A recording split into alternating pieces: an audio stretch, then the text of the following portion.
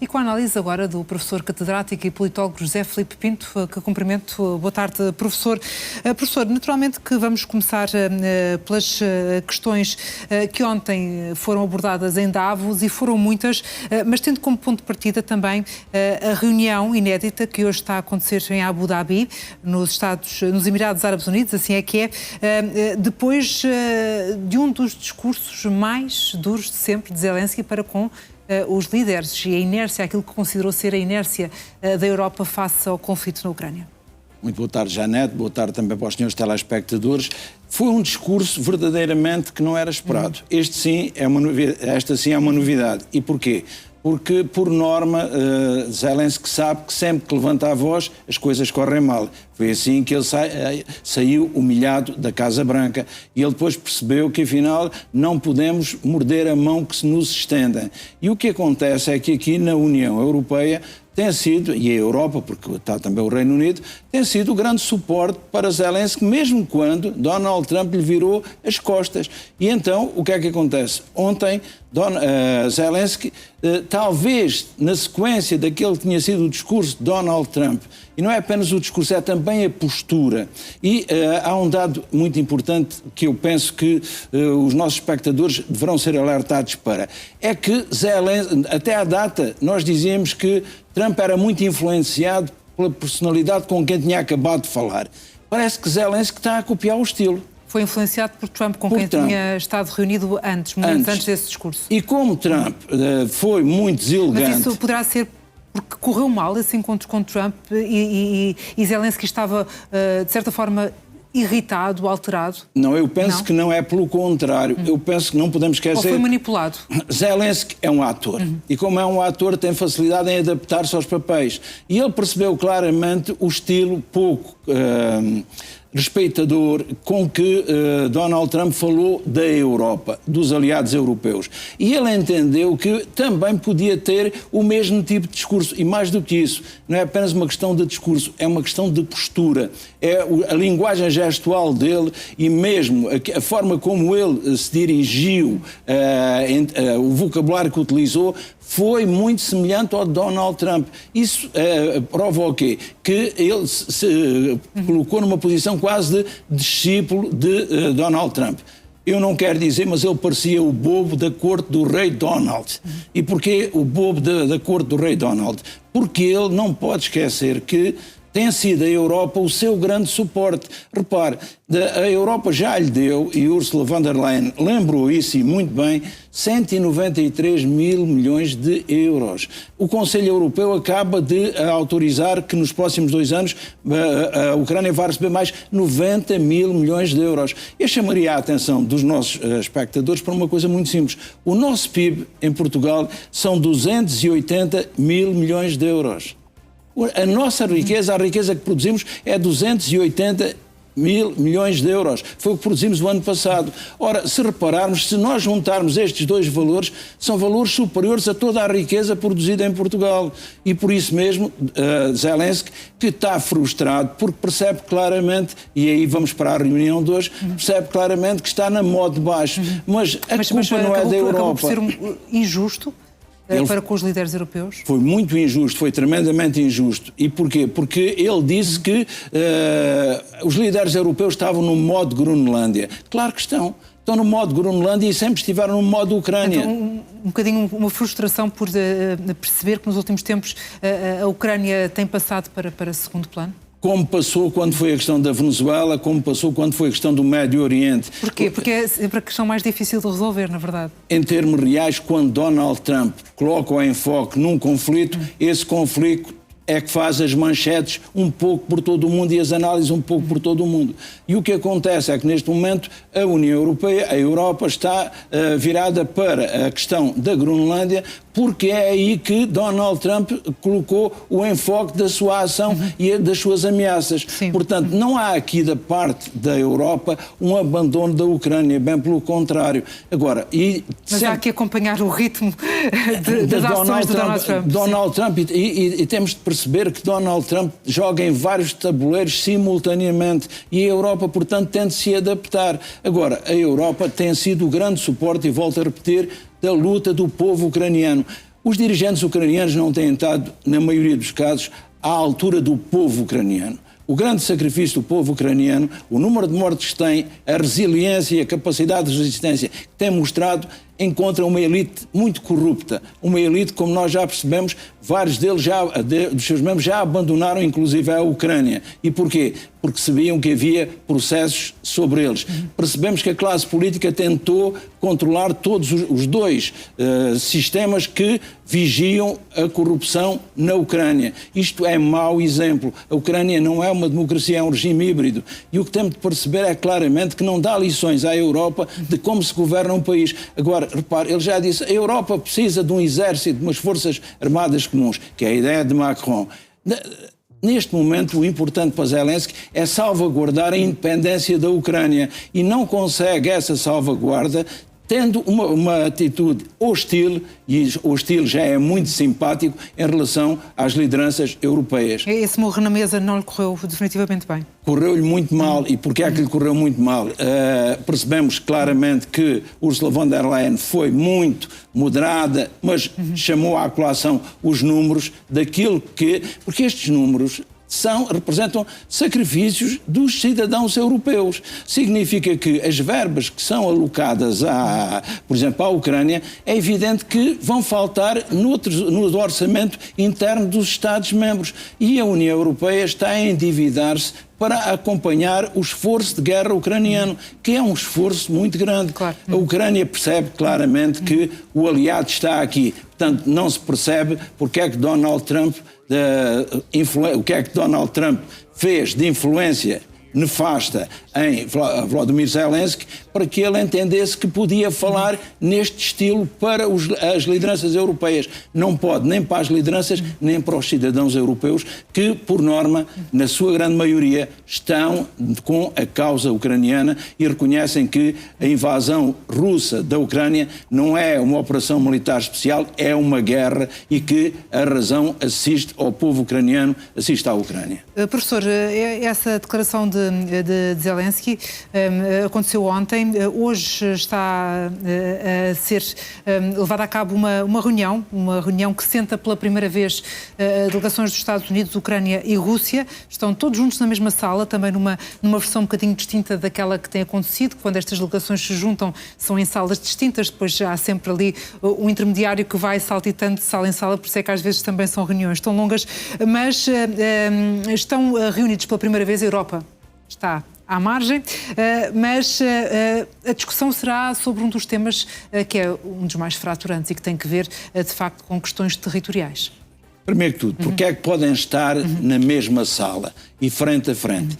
Nós só nos sentamos frente a frente de quem reconhecemos igual dignidade.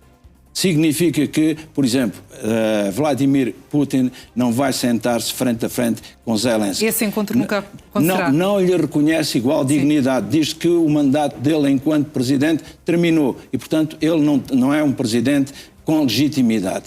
Nós só nos sentamos à frente, como eu disse, de quem tem a mesma legitimidade que nós. Então, quem é que está? Deste lado estão os ucranianos, daquele lado estão os russos, provavelmente à cabeceira estarão os norte-americanos.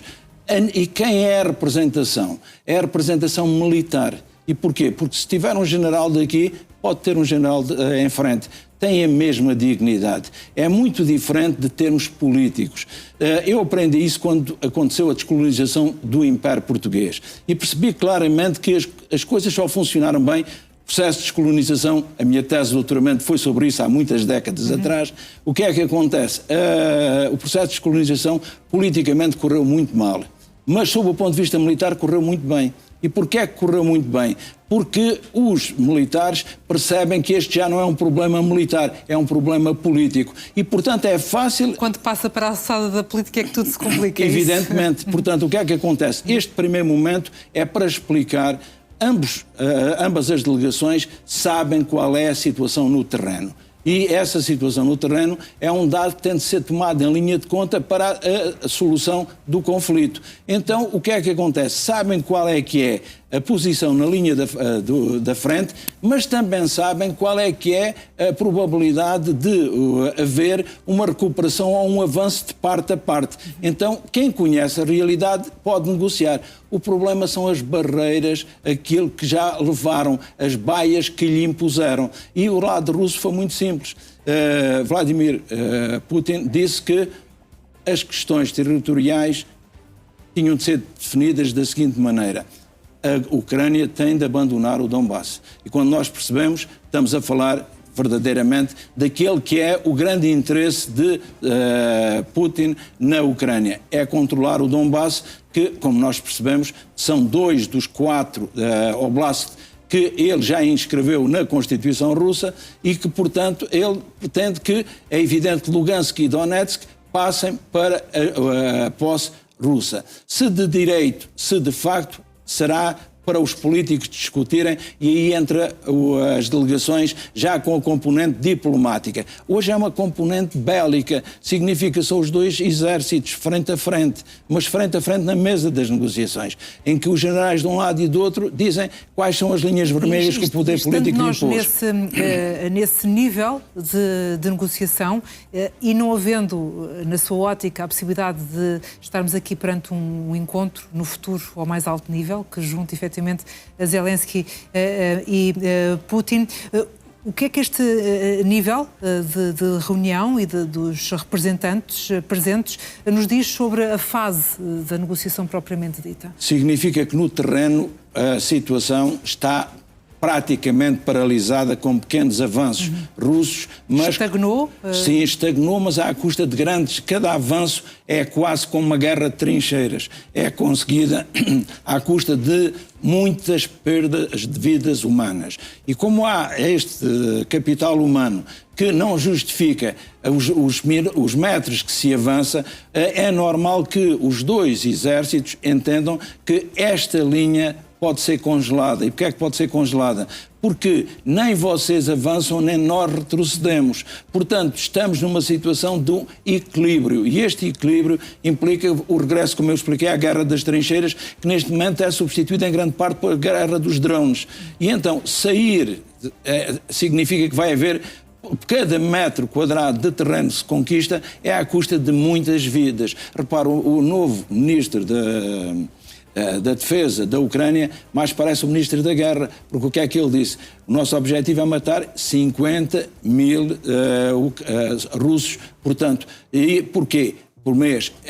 É o que estamos a tentar matar, 50 mil, para que eles tenham dificuldade em recuperar aquilo que se chama o elemento humano da guerra, porque nós percebemos que a capacidade de substituir quem, entretanto, vai caindo, morto ou ferido, não é igual ao longo de um conflito. Só que a Rússia tem 500 mil de recrutas do ano passado.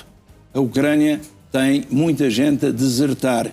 E, portanto, a Rússia também aqui está numa posição de vantagem. E como está numa posição de vantagem, o que é que acontece? É por isso que Putin disse que os ucranianos têm de sair do Donbass. O que é que a parte ucraniana vai tentar explicar? Que o Donbass, sair do Donbass, é abrir a porta para a entrada em Kiev. E, portanto, significa que os militares vão fazer mas não a vai parte abrir deles. Não, a Ucrânia de todo. A Ucrânia vamos passar do campo bélico para o campo diplomático. E aí vamos começar a ter concessões das duas partes. Provavelmente não será o Donbass todo, será a parte do Donbass que ficará na posse da Rússia. E a Ucrânia vai querer, portanto, manter algumas das suas fortalezas-chave. Mas esse já não é um elemento que seja discutido a nível, portanto, dos generais. Aí já se passa por o elemento diplomático. Professor, e tudo isto decorre, essa quase que manta de retalhos que está a ser negociada, decorre ainda sem as garantias de segurança de Donald Trump. Pois, Donald Trump promete, ameaça, mas escrever não escreve. Não coloca nada no papel. Nada. E ao não colocar no papel... Bem, primeiro que ele colocasse no papel, nós teríamos dificuldade em saber se ele iria cumprir aquilo ou se teria uma interpretação própria daquilo que estava escrito. E nós temos de perceber claramente Davos. Davos, eu digo, era importante sabermos a quem é que Davos dá voz. E a quem é que dá-vos? Dá voz. Dá voz, primeiro que tudo, a Donald Trump. Donald Trump chegou e o que é que acontece? Aquele que é um dominou completamente os trabalhos. Claramente. É a entrada da política espetáculo. E o que é a política espetáculo? Donald Trump chega a um fórum empresarial. O elemento negócios é o elemento fundamental. Ora, ele é um negociador e é um negociante. Então, está à vontade. Mas ele não se contentou com isso. Num artigo que vai sair nos Estados Unidos, eu e vários autores de outras universidades estrangeiras comparamos Donald Trump, este estilo de Donald Trump, a uma mistura de McCarthy, o senador que via comunistas em todo o lado na década de 1950, e às irmãs Kardashian. Significa o quê? Que este estilo é um estilo que verdadeiramente colhe junto de muito público. E porquê é que colhe? Porque, por um lado, temos sempre a presença do inimigo, do outro, da ameaça, e depois temos aquele espetáculo montado. Uma espécie de Big Brother. Exatamente. É uma encenação completa. Portanto, quando Silvio Berlusconi criou a telepolítica, Donald Trump vai muito mais à frente. E porquê é que vai muito mais à frente?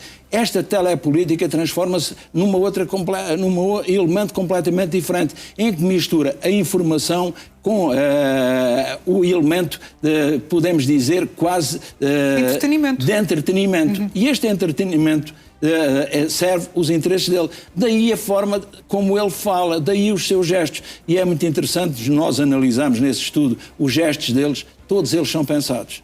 Portanto, quando ele estica um dedo, quando ele passa a mão pelo cabelo, quando ele levanta os olhos, tudo aquilo é pensado. E tudo aquilo é pensado... É tudo ensaiado? É ensaiado. É ensaiado. Não há momentos em que a espontaneidade acaba por... A espontaneidade nele... sobrepor. Janete, a espontaneidade nele dá muito trabalho. Sim. E dá imenso treino. Sim. Tudo aquilo é treinado. E tudo é treinado, nós fizemos a montagem e fizemos o estudo, dividimos, portanto, os elementos de acordo com a especialidade de cada um dos investigadores. E o que acontece é que não temos dúvidas. Se eu aqui disse já que ele, enquanto herói, é uma mistura do tio Patinhas para o elemento transacional, por outro lado, ele diz, não, mas eu sou o super-homem, aquele que tudo pode. A nível, portanto, de heróis, eu continuo a manter esse modelo. Nos Estados Unidos, aprimorámo-lo no artigo, não é um artigo, é um capítulo de um livro, que vai sair. E porquê é que aprimoramos? Precisamente porque percebemos que é a política espetáculo. E o que é que ele fez? Era suposto que a Cimeira de Paz fosse rubricada ali. Não era. Mas ele fez questão de ser... Porque sabia que o mundo estava de olhos postos... ali, em Davos, não é? Claramente, um líder histriónico precisa de palco. Que melhor oportunidade. Precisa de palco. E como precisa de palco, precisa que estejam os holofotes da comunicação social de todo o mundo ali. E então ele faz o acordo do Conselho de Paz, falaremos à frente, já vamos falar, ali. Mas mais do que isso, faz a reunião com Marco Rutte também ali. E faz aquela que ele chama a sua declaração mais importante. E nós percebemos que essa declaração mais importante acaba por ser um autoelogio antes de depois de fazer a sua reinterpretação da história. E qual é a declaração que considera mais importante, professor? É dizer que não vai interferir militarmente na Groenlândia. Mas ele não vai interferir, e essa é uma questão que temos mesmo de analisar, Janete. Ele não vai interferir, já estava decidido que não interferiria antes da reunião. E porquê é que ele decidiu que não podia interferir? Sabe que ele gosta muito da palavra tarifas, só que os europeus, os líderes europeus, começaram a perceber que a Europa tem circunstância e que para se lidar com Donald Trump não basta apenas a bajulação, é preciso ter também a intimidação. E quando diz que tem um sistema anti-coerção e ameaçou pô-lo em cima da mesa, a grande verdade é que a Europa, a União Europeia, tem outros mecanismos. E o que é que aconteceu? Disse que a União Europeia é o maior credor da dívida dos Estados Unidos.